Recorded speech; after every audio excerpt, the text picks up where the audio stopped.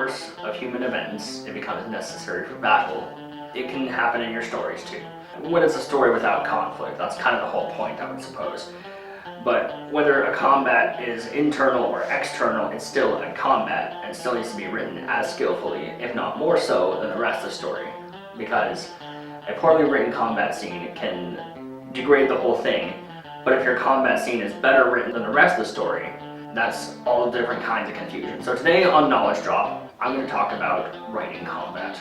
So, I'll first talk about the easier form, arguably, of combat, which is the external one, between one or more opponents. That's usually easier for me because then I can just act it out, especially if the two individuals or more individuals are trained fighters. And I can just be like, well, what would I do if somebody did that? And then I would be like, well, I would do that, and then I write that down. But there are other ways.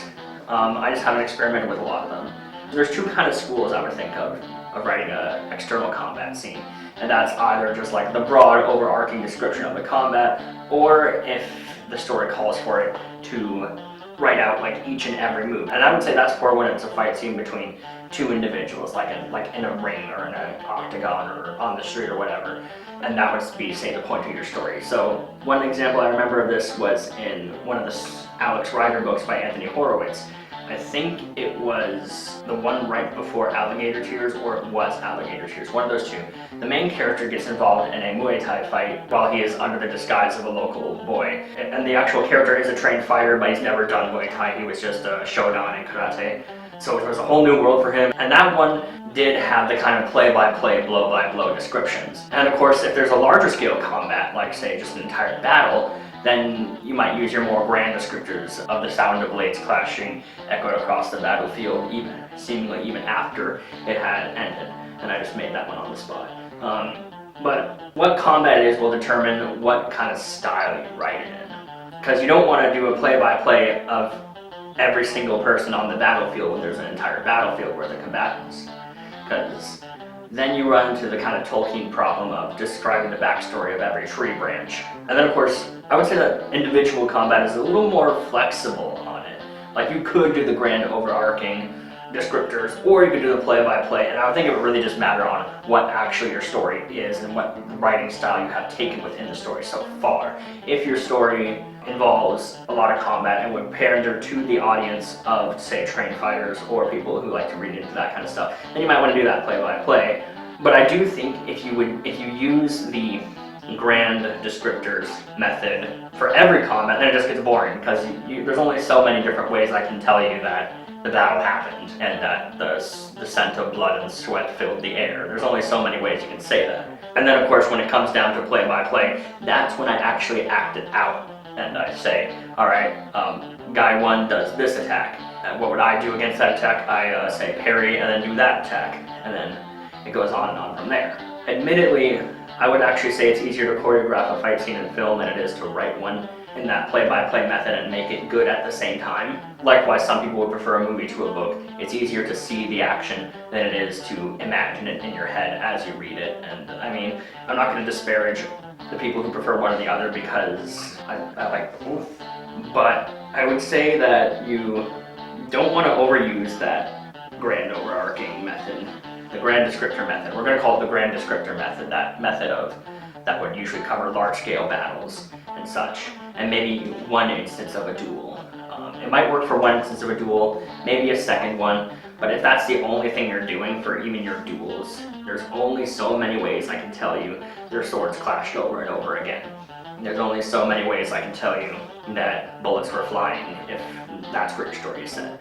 You might want to actually do like a sort of blend of the two even, but that might even be more difficult, especially if you're blending them in one instance, like how there's one sweeping camera angle across the entire battlefield, and then it cuts into two guys going at each other with their weapons. You might try that. You might say something along the lines of the grand overarching battle, and then focus on maybe just like some random character that might not have even appeared in the story until then, and you just suddenly focus on that. But then again, that might be confusing, because why are we paying attention to that guy instead of the main guy? Well, that might actually be a good idea, because now I'm thinking, but what if that character was significant? But then again, then you run into the problem of that one scene in Star Wars The Force Awakens where there's the one guy who shouts traitor, but then ends up dying, and it becomes a matter of, please tell me why this character is apparently the most important thing in the entire universe, because there's not a single thing with an ounce of screen time that doesn't have a 200-word Wikipedia page, or 2,000 or something like that. But I suppose if you take that route where you do focus on that one random character, that's a really slippery slope actually, because either you focus too much on them, and if they're just cut out of the story randomly, why were we even focused on them? But if you do too little of that, then you just get back to that whole problem of running out of ways to describe a battle. There's only so many descriptive words that you can use, and some of them, as similar as they are, can run just as dry on the first use when you just, even if on the 10th use, because you're still describing a battle. So I'm going to just isolate the battle for a second. I'm just going to isolate and say the grand battle. You might try that method of like that whole like overhead shot and then like individual shots, like within the medium of that story's writing. And then of course every now and then focus on whoever your protagonist is, assuming there is one. If it's just a historical fiction where it's just reliving a battle again, then I suppose you don't have to run into that problem of a protagonist. Because having a protagonist in the grand battle can present the problem of, we care about the protagonist, but we also care about this giant battle, and we don't want it to be a matter of we only focus on the one guy's role in the battle, or we just glaze over completely and look at all the glory and horror that lies before us.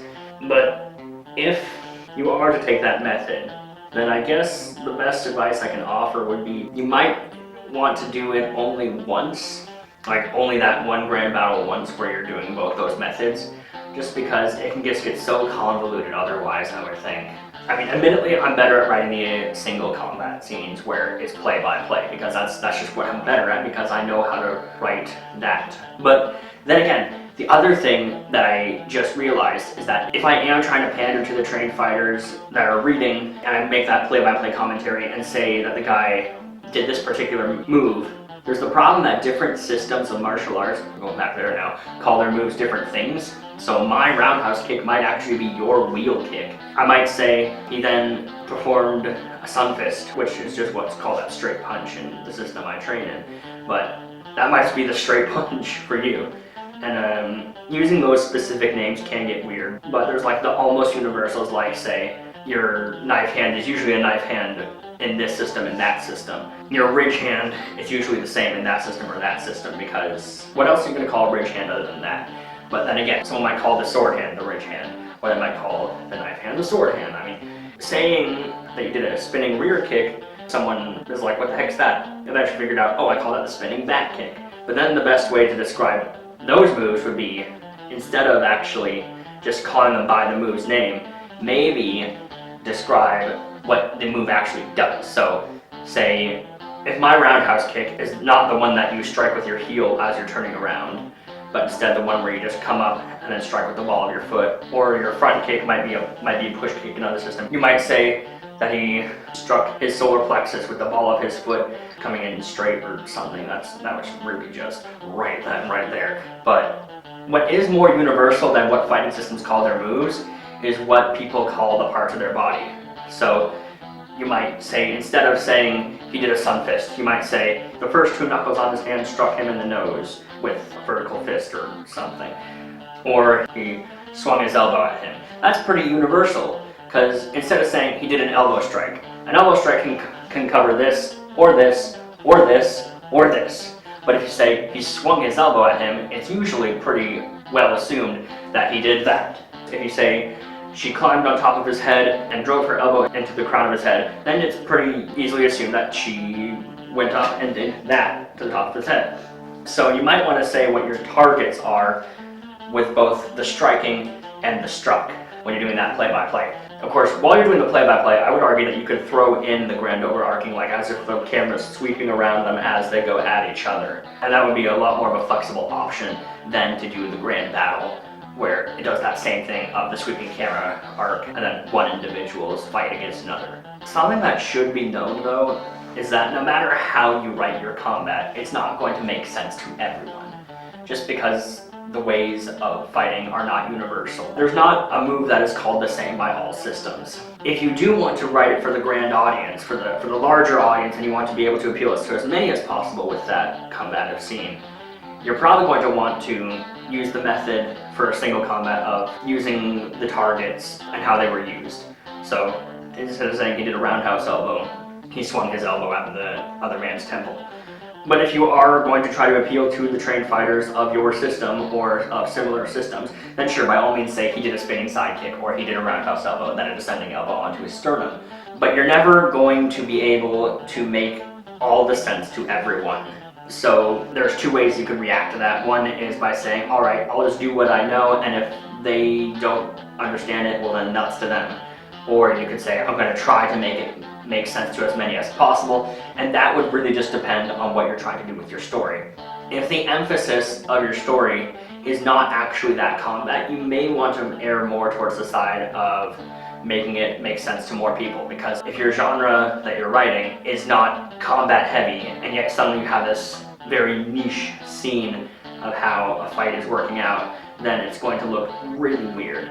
But if you are writing for that niche audience that knows what you're talking about when you say that particular strike in that particular way, then you might not want to use the more universal ones, because now it just looks like you're trying to make sense to everyone, even when the rest of your story had suggested you were trying to make sense to the people you were trying to make sense to, if that makes any sense. Because there's no such thing as a perfect story, there's no perfect combat, and if you strive to make it perfect, you're going to be striving forever and not really getting much done at all. Just do, I suppose, what you know how to do, whilst also pushing yourself further. Because if you just stay in your comfort zone, you're going to end up with Piers-Anthony syndrome, as my father called it, where you write one amazing story, and then the next 8 stories in that arc are basically the same story with different names. And I remember when I told one of my friends about Piers-Anthony disease, he said, doctors are studying the only known immune author, Terry Pratchett, in hopes of finding a cure. It shows where his biases lie.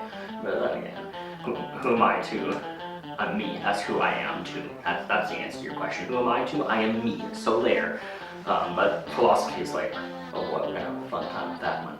Anyways, I suppose what I'm saying is, your combat scene, if you do decide to have one, and if it does work, it should work alongside the story rather than trying to be its whole own thing. Unless you're trying to do some kind of weird hybridization where your story is your story and then the combat is the combat, and then you can be like, and then you can say in the foreword of your novel or something, or your story, that like the combative scenes can be entirely skipped or just summarized as follows. But then again, that's just weird to do that, I would suppose, because like if you're trying to clarify yourself, then I don't know if you're exactly doing it right, because you shouldn't have to justify the way that you write a story to everyone.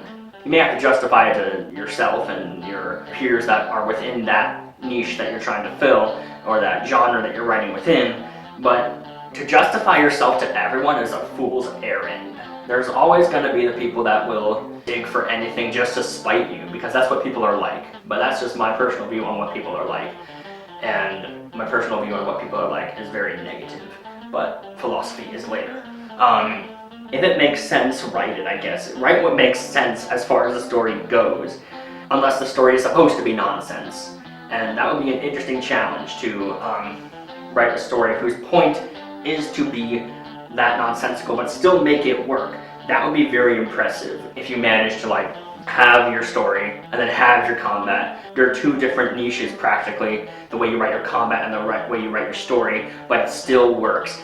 That would be impressive, and that, I suppose, is my challenge for this week. Like my challenge in the Mary Sue was to write a character who stopped being a Mary Sue all of a sudden, I suppose my challenge this week, my writing prompt this week, is your story and your combat are practically two different stories, but they still have to work out in the end. They still have to work together. So if that makes any sort of sense, that's my challenge. If it doesn't make sense, then don't bother, because if it's not going to make sense, then it's not going to make sense. Because usually I'm not even making sense to myself. I'll admit, some of the things that go through my head, I'm just like, what the hell was that? But there's your challenge for the week. And I touched a lot on the individual combat, but like the overarching battle, the grand battle that I'll touch on now, the way that I personally write my grand battles is by using the grand descriptor method, But that's what I use for like 90% of the battle rather than 50% grand descriptor, 50% one-on-one. And the way that I use that remaining 10% for the one-on-one is for the aftermath of the battle, as they're like for the taking care of the stragglers or the reminiscing on War is Hell. And if I do decide to like make those individual cuts, essentially, if I do decide to focus on the random individual, then I would probably do it on a character who's already been established within the story, have them scattered across the battlefield in ways that of course tactically make sense. But that's probably more for your medieval stuff that I just realized in your modern stuff, because modern battlefields are small unit tactics. So that might be your more one-on-one play-by-play thing if you're going into a modern battlefield, because the war has changed. I mean, it used to be the grand army, now it's the small unit. And if you are going to make a story that has the grand battle in the modern setting, that would be interesting. So there's like your bonus quest right there, like the medieval grand battle, but in the modern setting. If that makes any sort of sense. At least I think that made sense when I said it, but then again, I will admit I'm not going to make sense to everyone. I'm going to try to make sense to most, but I'm not going to be the guy who's like, I'm only going to try to make sense to the people that I want to make sense to. No, that's just pretension, and we'll go into more pretension and stuff later. Because as much as there's a difference between appealing, pandering, and bowing down to, there's also a difference between genius and pretension, which we'll go into more later. There's a difference between me trying to write a story that makes sense to a broad audience and me trying to write a story that makes sense only to people that I would care to make sense to. And if I'm going to express that I'm only going to make sense to people I care to make sense to, but then I'm probably writing a short story in that case. Because I wouldn't want to spend a lot of time writing an entire novel that only appeals to a specific audience. Granted, niches can be profitable if you're looking for profit. If you're not looking for profit, you can be the savior of that niche, basically, because nobody else can find it, but you appeal to that, and good on you if you did that and it worked. But my goal is to not be the guy who says, if it doesn't make sense, well then clearly you're not meant to read it. Because that's just ridiculous. That's silly, and it's, like I said, it's pretentious. It's not genius, it's pretension at that point. But more on genius versus pretension later. And I suppose to summarize everything up, combat is a weird part of stories. But then again, all parts of the story are weird in their own way. Combat is weird in that it can either make all the sense or none of the sense, and there's not a whole lot of middle ground in that regard. Because either the combat is the point of the story, or it's a part that happens in the story. I would find it so weird and difficult, at least for me personally, to write where it's neither of those two things, where it's neither the point nor it's just something that happens to happen, or like there's like kind of like scattered combat around. Well, that's not the point of the story. But then why did I put it in? That becomes the question. If it's not the point of the story, that might actually be more a matter of like the off-camera battle, where the point of the story is like, say, in the game This War of Mine, where the story is not about the actual battle that's probably taking place in a first-person shooter, but rather than people caught in the middle of it. That would be the sort of This War of Mine territory. And that's a game, not a book, by the way. Unless there is a book called This War of Mine. I wouldn't be surprised, because I once wrote a short story called The Heart of Darkness before I knew that that was a classic novel I would probably be forced to read in high school. Thank you for watching this week's episode of Knowledge Talk with me, Greg Laurel. If you want to keep yourself updated on episodes and never miss one, do go ahead and click that subscribe button below. If you got suggestions, comments, or even questions for me regarding the show's topic, or just about me in general, go ahead and leave a comment. I'm probably watching. So until next week, may warrior and scholar come together and help each other to return home in great victory.